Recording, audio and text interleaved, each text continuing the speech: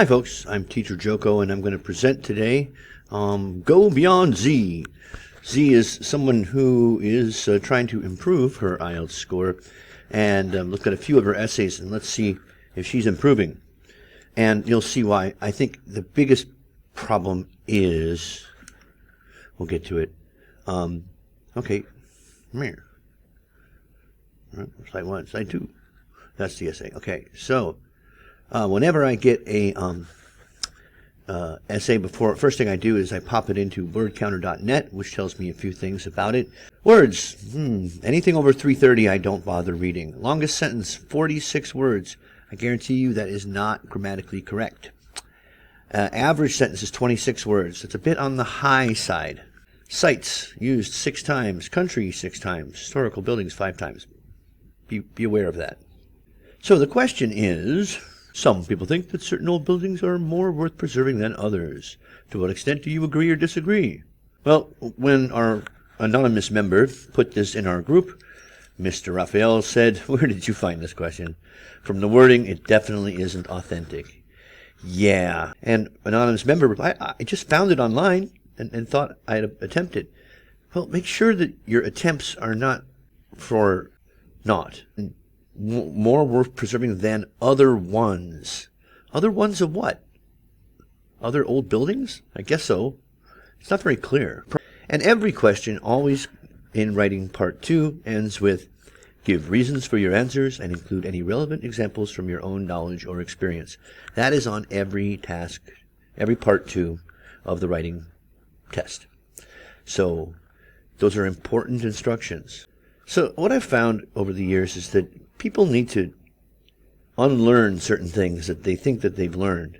There's some pretty bad tuition out there, and just answering questions that are not written by qualified test writers who, it actually hurts you more to practice on bad questions than it does the benefit of practicing. Okay, so if you did have to answer this question, you might think to yourself, well, of course that's true. It seems patently obvious that certain old buildings are more worth preserving than other ones. Of course they are. I mean, no one in their right mind would argue that all buildings have the same significance. That's why you won't get a question like this. If it's making a statement that's irrefutable, that means it's probably been copied wrong, online, or there might be some nuance, some subtlety to the question that you're missing. Okay, like this one, it really needs to include something like, some people think that certain old buildings are more worth preserving than building new ones. So, there's some voice recognition mistakes here on my part. Misreading the subject of the verb. Now here I want to do a little grammar point because I see this 4 times in this essay, and it's one of the more common causes of errors in the larger category of subject-verb agreement. Look at the second sentence. Okay, you see the grammar error? Preserving particular old buildings have a higher value. Okay, what's happening here is that the writer sees buildings and just thinks that's plural. So buildings have. No, but what are we talking about? We're talking about the preservation. Preserving, as a gerund here, is in fact used as a singular noun. So has a higher value than the others. So it's a common mistake where you misread what part of the predicate here is the subject. Subject here is preserving. Preserving have. Excuse me, preserving has. Right. Okay. It should be something that the writer in this case should focus on because they make that mistake several times. Here we go to the essay itself. Okay, I'm going to pause this for 1 second. Preservation of historical sites has always been the topic of discussion for the governments of all countries. Why do this? Why use words like always and all when you don't need to? Okay, you're setting it up for it being wrong. I mean, what I mean is that why say always? It has not always been the topic of discussion of governments. I mean, it's certainly debatable. And I mean, did the ancient governments in ancient times have ancient buildings they needed to deal with? We don't know. The point is that you're taking the topic and putting it into a template. Always, it's always been a issue. No, it hasn't. Why say that? You don't need to. Okay, you can just say, the presentation of historical buildings, sites, okay? And it's not necessarily been a recent topic of conversation. It just is an example of how the past and the present often conflict, or something like that. Anything. It is to be argued by. That is the strangest use of passive I've seen in a while. Why? We don't just use passive voice because we want to. There needs to be a good reason to do it, and I don't see it. It is to be argued. No, by common citizens as opposed to who? Right. And here is preserving. Oh yeah, that's the thing we talked about. Then the others. What others? I stand with this statement. Why do you need to stand with it? Why don't you just agree with it? Provides to the nation. Which nation? Okay. Oh, I went through all my. It is to be argued. I know what kind of writer I have here, and I expect to see a lot more template-driven, unnatural connectors. See, and then because others, the other, was in the question, now that's you're just copying the question, which is bad in and of itself, but the question is bad. So, in this opening paragraph, we have learned that you believe it's worth it without defining what it is or the cost. Hey, body paragraph 1. Should I go back with the voiceover stuff? Nah. Okay, now maintaining. Is maintaining the same as preserving? It is not. So you're changing the question. Don't do that. Old cultural heritage buildings. That's an odd bit of collocation. Cultural heritage sites is a common thing. Came out of UNESCO. But buildings doesn't collocate very well there. Is no comma needed. Is it, okay, it, all right, is, I guess, maintaining old buildings. All right. Could particularly ties to the nation's history as well as culture. Incoherent. What are you saying? I don't understand. Don't start a sentence with and. Reserving is not the same as preserving. And it's not just the P that's different. By such sites, one. Now, is this a topic for a person to deal with? Can one, make sure that knowledge of history is being passed on to the new generation? No. Society does that. We're part of society, but one is not the right verb there. The knowledge of history, not just knowledge. New generation repeated in consecutive sentences. This is to say that, comma, no, this construction, and you're just using it because it's in your template, does not need a comma. Okay, now we're visiting these old buildings. I thought we were preserving them. Well, maybe it'll get better. Visiting old buildings would improve the interests of young generation in historical culture and develop their mindset by setting an example for what the country has gone through. I think we found our 48-word sentence. That is incoherent. Doesn't make any sense. Purple means word choice. Mindset.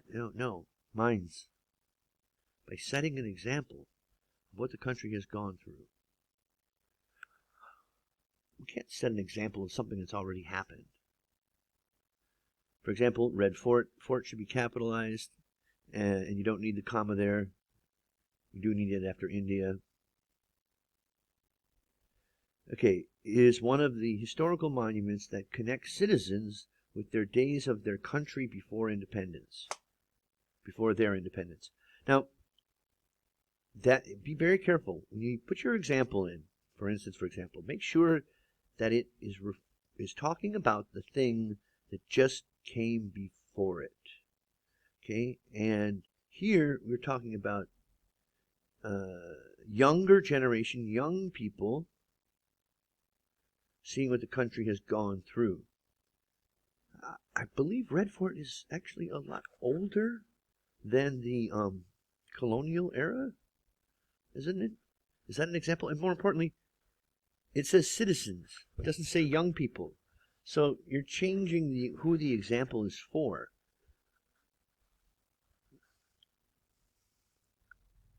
Lots of lexical errors in here. And I don't get any of your opinion. Another contribution. Okay. Historical sites have historical sites. Here now the plural is sites. Plural should be have. Now, but you're thinking another contribution.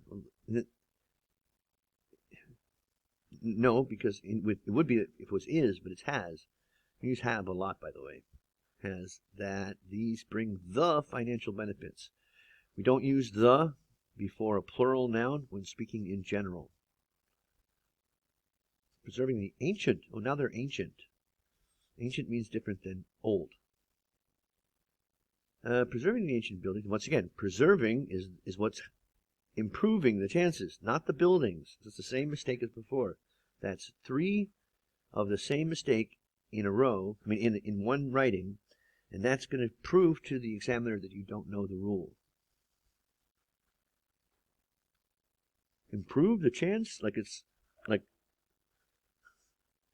just kind of a roll of the dice thing. Incoherent. Visiting the state or city in the tourism industry in all over the world. What? And let's add onto the economy of the country by tourists spending their money into the visited area. That is one long sentence, and at the end of it, all you're saying is people spend money, which is pretty obvious. Okay, and then have really improved. Here, have is a helper verb with the present perfect improved. Okay, so you haven't shown the command of the present perfect either. Now, the use of words like NRIs. What is an NRI? I don't know. Nope. I mean, if you're not in India, no one's going to know that. And your reader is probably not going to be in India. Okay, to illustrate, here's the example, which we don't know what it is. People visit the capital, has a number of these historical monuments depicting. No, they don't. No, the monuments don't depict artwork. And vintage things. Oh, could we be more specific there? That definitely add on to the places to explore in their bucket list. It really comes off with at the end here that you've got some big words that you want to put in this essay somewhere, and you're just dumping them out in here in this part of this paragraph. And they don't fit. Depicting, vintage things, bucket list. What? In conclusion, we have the same errors, okay? Ancient, has, again, preserving is have. Certain ancient sites. Well, that's actually correct there. Weightage, what is that word? I don't know. In my opinion, space, missing a space. This is true as reserving, again, incorrect. Only the sites which have particular meaning should be maintained by the government, rather than spending money on the general homes or buildings. Okay, well, finally, at the very end, we get to spending money, which is the other half of this discussion. They're worth preserving. Well, what does it cost to preserve? Just don't tear it down. That doesn't cost much. You know, there's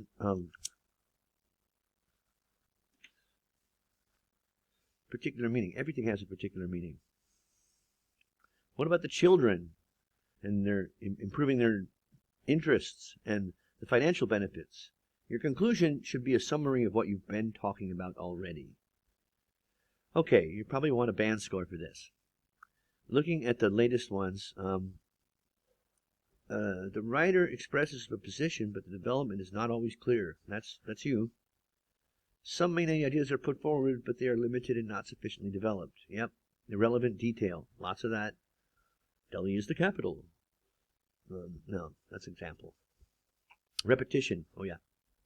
So 5 in task response. Cohesive. It was very incoherence, and then the sort of template-like use of a few cohesive devices was very mechanical and repetitive. Word choice. The word choices did impede communication. It made it hard to understand. So it doesn't raise to a 6. It probably a 6 in grammar. Maybe.